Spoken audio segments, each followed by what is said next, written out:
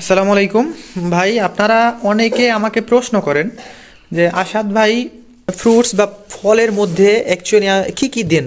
আমি আসলে বলি আপনাদের, আমি যে খাবারগুলো দিই আমি জাস্ট এখানে অল্প পরিমাণে আপনাদের সামনে শো করেছি।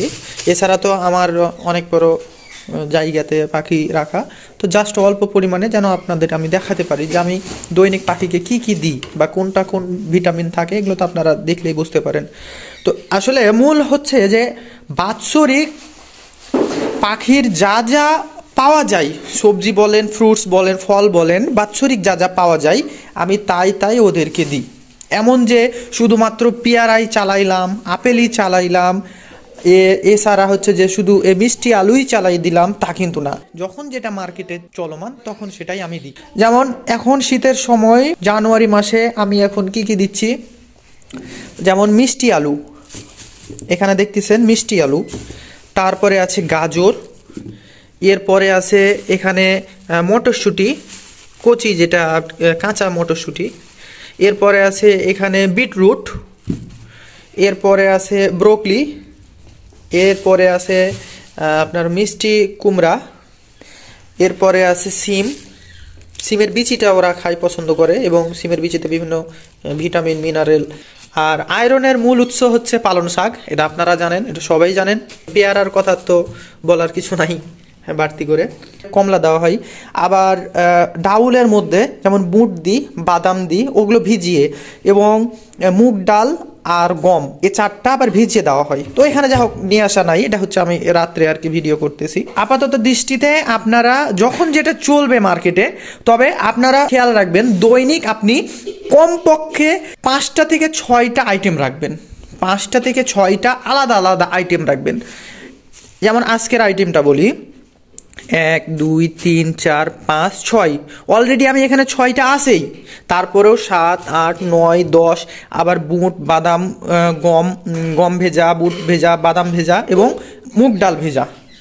তো এর সাথে মানে আমি সর্বনিম্নই বললাম এটা আপনাদের যে 6টা, মানে আমার দৈনিক 6টা প্লাস থাকে খাবার আমার প্রতিটা পাখির ক্ষেত্রেই। গ্রিনগুলা বলেন, আলেকজান্ডার বলেন বা অন্যান্য পাখিগুলা বলেন, আমার প্রতিদিন 6টা প্লাস ভ্যারাইটিস খাবার থাকে।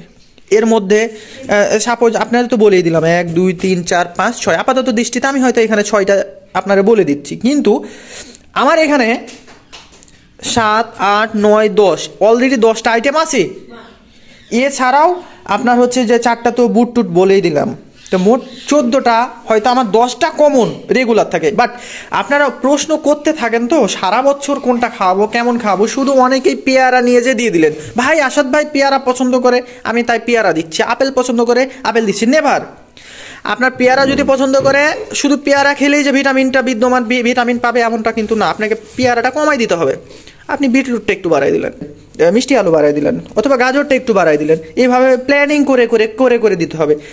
আমি যে এখানে খাবারগুলো দিছি এর মধ্যে সবচাইতে ওদের ফেভারেট বর্তমান শীতের মধ্যে আমি একটা জিনিস লক্ষ্য করে দেখছি, যখন বাচ্চা হয় বা বাচ্চার যখন সিজন আসে তখন প্রচুর পরিমাণে গাজর খাই।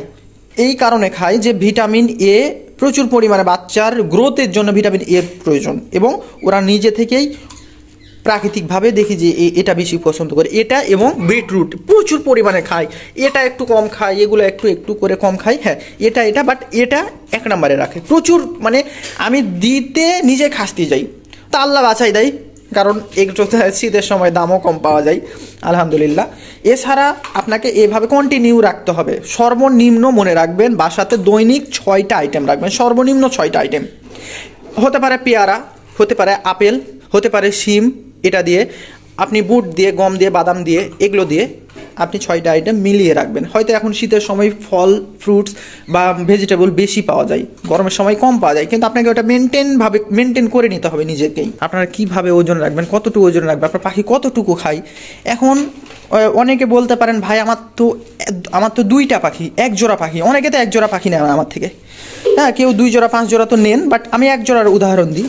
1 জোড়ার ক্ষেত্রে এই ছোট একটা গাজর দিলেন, একটা ছোট মিষ্টি আলু দিলেন, 2টা শিম দিলেন, একটা পেয়ারা দিলেন, তবে পেয়ারাটা ছোট, একটু বিটরুট দিলেন, বাট এটা বড়, এত দেওয়ার দরকার না, এটা হাফ দিলেন, একটা আপেলের হাফ দিলেন, একটু দিলেন, একটু অল্প পরিমাণে, এটা যেমন এখানে যতটুকু, এটার অল্প একটু পরিমাণে, সব মিলায়ে আমি যদি এখানে ওজন করতে যাই 450 গ্রাম, কিন্তু 450 গ্রাম কিন্তু এতগুলো খেতে পারবে না পাখি। এখানে আপনার কমপক্ষে একটা পাখির জন্য সারা দিনে 150 গ্রামের মতো খাবার লাগবে, 150 গ্রামও বেশি আর কি, 120 গ্রামের মতো সারা দিনে খাবার খাই এক জোড়া পাখি থেকে। তার উপরে ফের আবার সিড মিক্স থাকে, সিড মিক্স ওটা বিকালে হয়তো আপনি সার্ভ করলেন।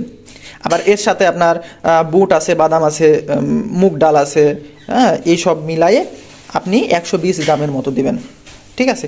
তো এটা হচ্ছে এক জোড়া পাখির ক্ষেত্রে। আর যদি আপনার পাখি বেশি থাকে, ওটা নিজেকে একটু মেনটেন করে নিতে হবে।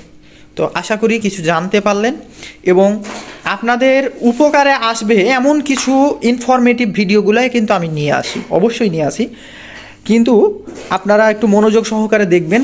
দৈনিক কিছু না কিছু আপনারা জানতে পারবেন।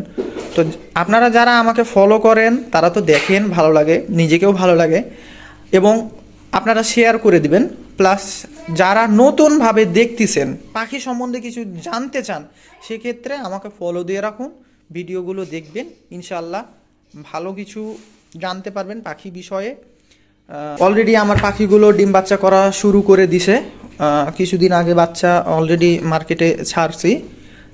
এবং আমি আর একটা জিনিস বলে দিই, এখানে যে হ্যান্ড ফিডটা, এটা কিন্তু আমার নিজের হাতের তৈরি।